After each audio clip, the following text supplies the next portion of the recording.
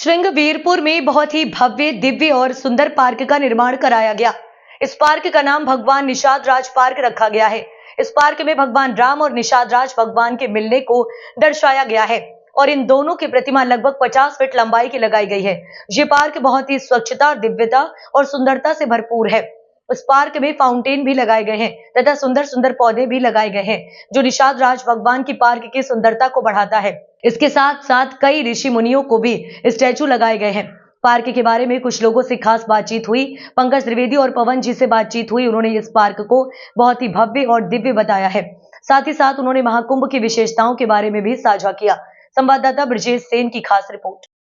अभी हम मौजूद हैं प्रयागराज की पावन धरती पर। अभी जो हमारे पीछे आप ये दृश्य देख रहे हैं, यह संगम क्षेत्र से महज 30 किलोमीटर दूर एक जगह का नाम श्रृंगवीरपुर पड़ता है। यह श्रृंगवीरपुर में बनाया गया है। इस पार्क का नाम है भगवान निषाद राज पार्क। जैसा कि आप देख पा रहे हैं कि हमारे पीछे ये जो मूर्ति बनाई गई है, लगभग 50 फीट की मूर्ति है ये। इसमें निषाद राज भगवान और राम भगवान के मिलाप को दिखाया गया है। जैसा कि आप देख रहे हैं, बहुत ही सुंदर यह पार्क बनाया गया है। लगभग 1 साल पहले यहाँ पे चारों तरफ जंगल थे, लेकिन सरकार ने इसको पूरी तरीके से डेवलप कराया और यह पार्क प्रतीक है सामाजिक समरसता का। जैसा कि आप देख रहे हैं कि चारों तरफ यहाँ पर हरियाली है और बहुत ही सुंदर तरीके से ये पार्क को सजाया गया है। आइए यहाँ मौजूद व्यक्तियों से पूछताछ करते हैं कि इस पार्क को लेकर उनकी क्या भावनाएं हैं और क्या बताना चाहते हैं। अंकल जी, आपका नाम क्या पड़ेगा? हमारा नाम पवन सुत शुक्ल है भैया। हमारा घर बुदौना है, डिस्ट्रिक्ट प्रयागराज। बस ये भगवान राम और निषाद राज जी का पार्क देखने हम चले आए। बड़ा सुंदर पार्क है। इसके लिए हमारे पास शब्द नहीं हैं ये जो बनाया इसको उसके लिए। और भगवान राम तो हमारे आराध्य हैं ही। जैसा कि अभी कुछ साल पहले यहाँ चारों तरफ जंगल था, इसके बारे में आपकी क्या राय है? या सुंदर पार्क यहाँ नवनिर्मित कराया गया? बहुत सुंदर था। जंगल जो था वो हट गया। जंगल किसी काम का नहीं था। फिलहाल जंगल भी तो हमारे काम का है, मगर ये जंगल किसी काम का नहीं था। ना तो किसी जीव, यहाँ कोई जीव रहता था, ना कोई मनुष्य रहता था।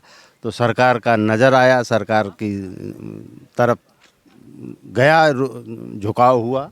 कहीं ना कहीं ये जो पार्क बनाया गया है, इससे कई लोगों को रोजगार मिला है। इस पर आपके क्या विचार? जो रोजगार मिला, भगवान राम का दर्शन हो रहा है। लोग गरीबी से अमीरी के तरफ जाएंगे, तरह तरह के व्यवसाय बढ़ेंगे, बड़े उद्योग मिलेंगे। आपके अनुसार यहाँ पे और क्या क्या बदलाव किया जाए कि यह पार्क और सुंदर दिखे? हम थोड़ा सा, हमारी एक छोटे भाई हैं, ये हैं सुल्तानपुर से। ये अब आगे की आपका नाम क्या है? जी, पंकज द्विवेदी। कहाँ से आए हैं आप? जी, अमेठी से। आप इसके बारे में कुछ विचार विमर्श करिए अपने। जी, देखा जाए तो विचार विमर्श तो ये अगर आध्यात्मिक दृष्टि से देखेंगे तो ये बहुत बड़ा स्थान है। ये श्रृंगवीरपुर जो है, आप जानते भी होंगे कि निषाद राज गुह और भगवान मर्यादा पुरुषोत्तम श्री राम का मिलन स्थली है। जब भगवान का वनवास हुआ तो वहाँ से तो उनके लोग छोड़ने आए थे। भगवान राम यहीं पे विश्राम करने के बाद गंगा को यहीं से पार किया था। निषाद राज गुह ने उनको पार किया था। और श्रृंगवीरपुर जो इसका नाम पड़ा हुआ है, ये श्रृंगी ऋषि और माँ शांता की ये तपस्थली रही है। और इस सरकार मतलब योगी और मोदी बाबा दोनों लोगों को मिलकर ये सरकार ने जो ये विहंगम दृष्टि का यहाँ पे दिया है, इसके लिए बहुत बहुत बधाई के पात्र हैं। और इस क्षेत्र के लिए एक नया कायाकल्प किया है।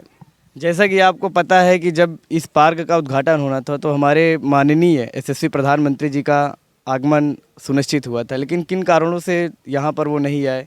अब जी, किन कारण क्या है, जो उनका पूरा जो बजट था लगभग 6,000 करोड़ का, तो उनका सारा कुछ शिलान्यास एक ही बिंदु पर उन्होंने कर लिया। और ये थोड़ा से सुरक्षा की दृष्टि से, और उनका कई कार्यक्रम ऐसे लगे थे कि वो फिर बाद में डिसीजन लिया गया कि सारे शिलान्यास एक ही बिंदु से। आपने देखा भी होगा कि संगम के क्षेत्र से सारे शिलान्यास वहीं से किए, जिसमें ये भी एक उसका हिस्सा था।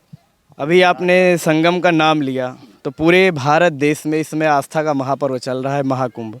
महाकुंभ को लेकर आपकी क्या राय है? जी, आपने एक शब्द कहा, भारतवर्ष नहीं, भारतवर्ष तो बहुत छोटा कर दिया। पूरी दुनिया में, पूरी दुनिया में प्रचंड तरीके से महाकुंभ का शोर शराबा है।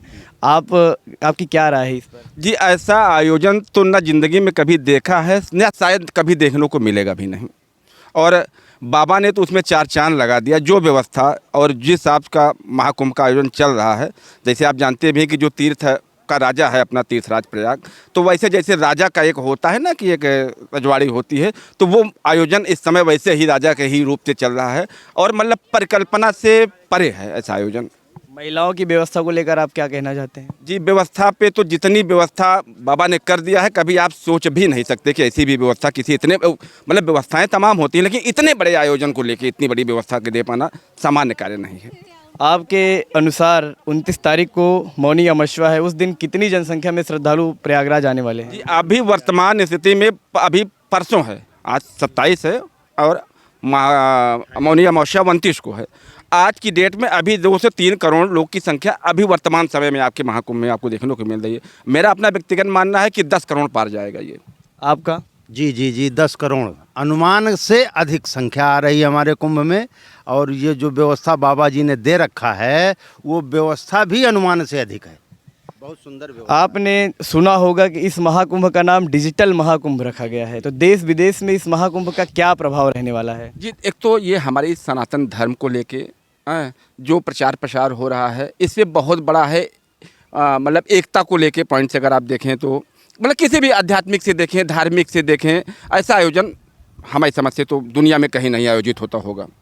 और रही व्यवस्था की बात, आप पूरे मेरा प्रांगण में आप देखेंगे लगभग 2 से 3 लाख पुलिसकर्मी, उसके बाद भी पैरामिलिट्री, शौचालय कभी सोचा भी नहीं जा सकता कि इतने शौचालय की व्यवस्था, मतलब इतना बड़ा आयोजन जहाँ पे 2-2, 3-3 करोड़ लोगों का समायोजन हो रहा है। सफाई के नाम पे आप देखेंगे कि आप कोई टुकड़ा फेंकिए, 10 मिनट बाद वहाँ से टुकड़ा वो गायब है।